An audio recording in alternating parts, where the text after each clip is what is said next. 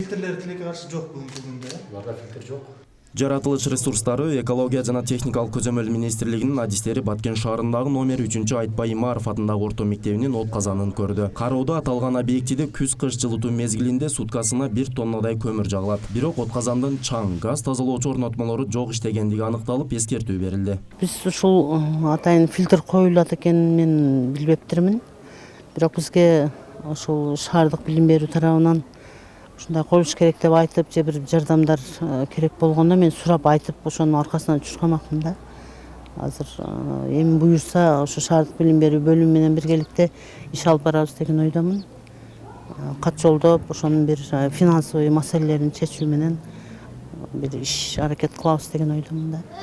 Баткен шаарында ишмердүүлүгү абага булгоочу заттарды чыгарууга байланышкан 69 чарба субъектиси катталган. Алардын катарында облустук үй-бүлөлүк дарыгерлер практикалык борборунун имараты да бар. Мында да от казандын чыпкылоочу орнотмолору жок. Министрликтин өкүлдөрү суткасына 1,5 тонна көмүр жагылган от казандан бир суткада 100-150 килограммдай абаны булгоочу заттар чыгаарын айтышып, келе жаткан жылытуу мезгилине карата аны орнотууну эскертишти. Ошол 1,5 тоннадан бир суткада ушу тегерек четке эле 150 килограмм ошо булгоочу заттар бөлүнүп чыгарылат да. Ошону алдын алуу максатында бизде атмосфералык абаны коргоо мыйзамынын беренелерине ылайык атайын ушул жерге чаң газ тазалоочу орнотмолор коюлуш керек да. Силер эгер бул жерде фильтриңер жок болсо, ошо тегерекчекке жайылып, бир күндө ошо 100 килограммдан ашык ошо булгоочу заттар тегерекчектегилерди эле уландырып атат да. Баарыбызга белгилүү, бул абанын булгануусу түрдүү ооруларга, больницага кеткен лечим, астма, ушундай ооруларга алып келет да. Иш-чаранын алкагында Баткен шаарындагы жана районундагы таштанды жайларынын абалы менен таанышуу иштери да жүргүзүлдү. Анда таштандылардын башаламан жайгашышы, аймактын курчалбагандыгы, айлана чөйрөнү коргоо мыйзамдарынын талаптарынын сакталбагандыгы аныкталды. Ал маселе жергиликтүү башкаруу органдары тарабынан эске алынып, жакын аралыкта чечүүгө убада беришти. Бир гана тазалык кызматкерлер тазалаганда Баткен шаар таза болбойт.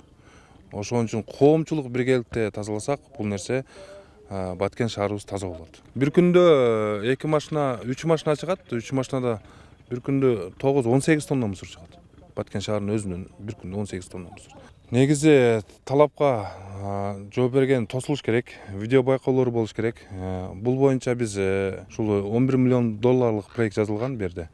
Проект жактырылып, аризге өткөн. Азыркы күндө ушул каржылоо маселесинде эле турат.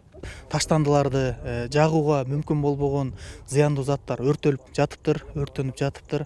Бул боюнча биздин башкармалык Баткен шаарынын мэриясына Кыргыз Республикасынын укук бузуулар кодексинин 230 беренесине ылайык 28 000 сом штрафтык санкция карайбыз да.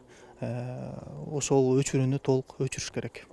Белгилей кетсек, Баткен облусунда жалпы 400дөн ашуун от казан бар. Ал эми коомдук мончолор 100дөн ашуун. Мындан улам күз-кыш мезгилдеринде абаны булгоочу заттардын алдын алуу максатында бул иш-чара республиканын бардык аймактарында уланат.